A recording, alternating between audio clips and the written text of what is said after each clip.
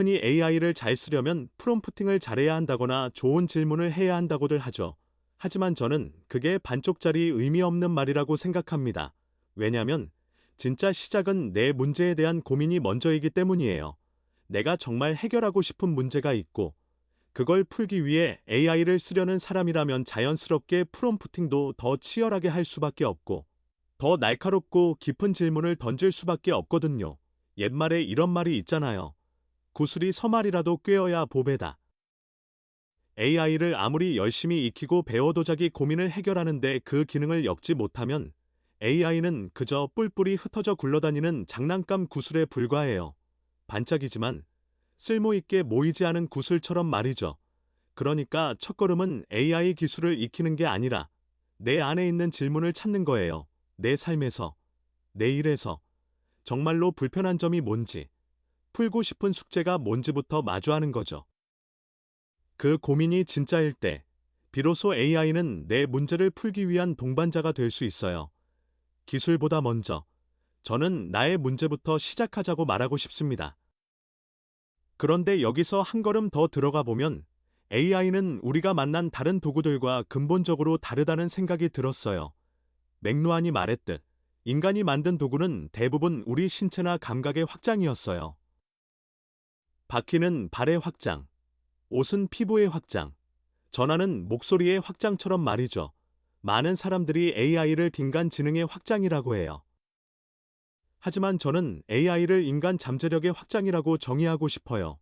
왜냐면 지금까지의 도구는 우리가 쓰는 도구였다면 AI는 우리와 협력하는 첫 번째 도구이기 때문이에요. 휴대전화나 인터넷도 우리 의도를 벗어나서 스스로 행동하진 않잖아요. 하지만 AI는 우리의 의도를 이해하고 때로는 우리가 예상치 못한 새로운 해결책을 제시하기도 하죠. 마치 대화를 나누는 동료처럼요. AI를 협력자로 받아들이는 순간 우리 사고는 확장되고 창의력은 자극되며 문제 해결 방식은 완전히 새로운 차원으로 열립니다. 그러니까 AI의 잠재력을 받아들이는 것은 결국 나 자신의 가능성을 확장하는 일과 같아요.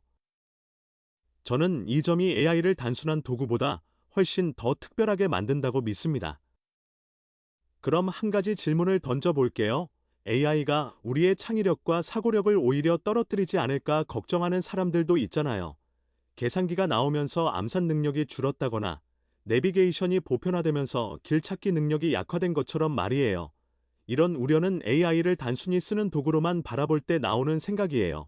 예를 들어, 기존 지식을 반복하거나 정형화된 보고서를 만드는 데만 AI를 활용한다면, 그저 AI의 답변을 복사해 붙이며 만족한다면, AI는 정말 쓰는 도구에 불과해지고, 실제로 우리의 사고력을 둔하게 만들 수도 있어요. 하지만 AI를 협력하는 도구로 활용한다면 이야기는 완전히 달라집니다. 당면한 문제를 누구나 당연하다고 여기는 방식이 아닌 전에 없던 새로운 시각으로 해결하는 일, 그것을 통해 혁신적인 결과물을 창출하는 일은 오직 AI를 협력자로 받아들일 때만 가능해요. 그러니까 핵심은 태도에 있습니다. AI를 인간 잠재력의 확장으로 재정의하고 단순한 도구가 아니라 나와 함께 생각하고 성장하는 파트너로 보는 마음가짐. 저는 이것이야말로 진정한 설락 AI의 시작이라고 생각해요. 그렇다면 실제로 어떻게 해야 AI를 협력자로 받아들이고 나의 잠재력을 확장할 수 있을까요? 핵심은 한 번 더 질문하는 습관에 있습니다. 요즘 AI 도구를 사용하면 누구나 평균에 가까운 결과물은 쉽게 얻을 수 있어요. 미드전이나 도리로 아마추어도 프로 수준의 이미지를 만들고 챗GPT의 도움을 받으면 사회초년생도 능숙한 보고서를 쓸 수 있죠. 결국 평균적인 생각과 관점은 점점 AI로 대체될 겁니다. 그럼 이 시대에 진짜 필요한 능력은 뭘까요? 그냥 열심히만 하는 사람이 아니라 한 번 더 질문하는 사람이에요. AI가 빠르게 평균적인 답을 내놓는 게임에서는 인간이 경쟁할 수 없어요. 대신 우리는 정말 그래? 더 좋은 방법은 없을까? 라고 끈질기게 물을 수 있어야 해요. 이걸 저는 퀘스천 플러스 원지라고 부릅니다. 한 예로, 설치 미술가 박성기 작가는 깊이가 믿는 작품은 첫 번째 생각에서 나오지 않아요 라고 말했어요. 수없이 생각을 반복하고 발전시켜야 진정한 결과물이 나온다는 거죠. 그래서 저는 늘 묻습니다. 이게 정말 최선일까? 누구나 생각할 수 있는 평범한 아이디어는 아닐까? 이런 질문의 끈을 놓지 않을 때 비로소 AI는 단순한 도구를 넘어 나의 사고를 확장해주는 협력자가 될 수 있어요. AI가 일상 깊숙이 들어온 지금, 정답을 빨리 말하는 능력보다 중요한 것은 더 나은 질문을 끊임없이 던지는 능력입니다. 질문을 멈추지 않는 마음가짐과 함께 우리가 가져야 할 또 하나의 중요한 태도는 레벨 플러스 원 사고방식입니다. 이 개념은 쉽게 말해 지금 나의 직급이나 위치보다 딱 한 단계 높은 시선에서 내 업무를 바라보고 실행하자는 거예요. 구글에서 일할 때도 이 원칙은 중요하게 강조됐는데요. 예를 들어 신입 애널리스트라면 어시스턴트의 입장에서, 어시스턴트라면 VP의 시선에서 일을 보는 훈련이 필요하죠. 왜냐면 그렇게 해야 비로소 내가 하는 일이 전체 팀이나 조직에서 어떤 의미를 가지는지, 어떤 맥락에 있는지 이해할 수 있기 때문입니다. 흔히 너는 일당백이야 라는 칭찬을 들으면 기분이 좋죠. 하지만 일당백은 결국 속도와 양을 의미해요. 반면 레벨 플러스 원은 시야와 깊이를 높이는 거예요. 일당백을 이루려면 야근과 주말 근무가 필연적으로 따를 수밖에 없어요. 하지만 레벨 플러스 원은 하루에 단 한 가지 업무라도 한 단계 높은 수준에서 생각하고 실행하려는 의지만 있으면 실천 가능합니다.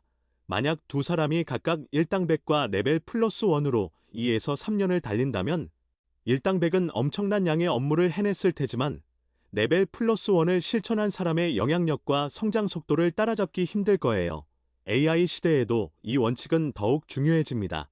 AI가 대신 처리해줄 반복적 업무는 점점 사라지고 오히려 더 높은 차원의 문제 정의와 전략적 사고를 요구하게 될 테니까요. 그러니까 오늘부터 스스로에게 묻는 습관을 가져보세요. 지금 내가 하는 이 일, 한 단계 위의 사람이라면 어떻게 접근할까? 우리는 종종 성공한 사람들의 조언을 따라야 한다고 생각합니다. 하지만 정말 그럴까요? 엔비디아의 젠슨 황시오는 이렇게 잘 될 줄 나도 몰랐다고 고백한 적이 있습니다. 창업 초기에는 사업 계획도 제대로 없이 친구들과 점심 메뉴 고민하며 시간을 보냈다고 해요. 오픈 AI의 샘 올트먼도 자신이 예전에 창업가들에게 했던 빠르게 출시하라, 작게 시작하라는 조언을 스스로 깨버렸죠. 오픈 AI는 제품 없이도 수십억 달러를 투자받았고 출시까지 4년이 걸렸으니까요. 여기서 중요한 건 성공한 사람들의 조언은 이미 지나간 과거의 산물일 수 있다는 겁니다. 그들의 성공은 때로 운과 타이밍, 시대적 상황이 만든 결과물일 뿐 우리가 그대로 따라해서 같은 결과를 보장받을 수는 없어요. 그러니까 남의 공식을 맹신하기보다 지금 내가 마주한 문제를 나만의 방식으로 풀어나가는 제로 투원의 정신이 더 중요합니다. 조언은 참고만 하되 나만의 길을 개척하세요. 네트워킹을 어떻게 잘 쌓을지 고민하는 사람들이 많습니다. 하지만 진짜 네트워킹은 목적이 아니라 자연스러운 결과물이에요. 내가 일을 잘하고 가치를 창출하면 사람들은 저절로 당신을 찾아옵니다. 저는 미국에서 일하던 후배에게 한국 인맥 관리에 시간 쓰지 말고 지금 미국에서 당신의 일을 최고로 만들어라라고 조언한 적이 있습니다. 결국 그 후배는 업무에서 인정받으면서 자연스럽게 미국과 한국 모두에서 존경받는 네트워크를 형성하게 되었죠. 반면 네트워킹만 쫓다가 정작 자신의 실력을 놓친 사람은 정작 어려울 때 아무도 도와주지 않는 상황을 맞이하기도 합니다. 핵심은 네트워킹이 아니라 내가 만드는 가치입니다. 엔비디아는 전통적인 KPI 대신 EIOPS, Early Indicators of Future Success, 즉 미래 성공의 초기 신호를 중시합니다. 지금 우리가 푸는 문제가 중요한가? 이것이 과학적 발전에 기여하는가? 우리가 아니면 풀기 어려운 문제인가?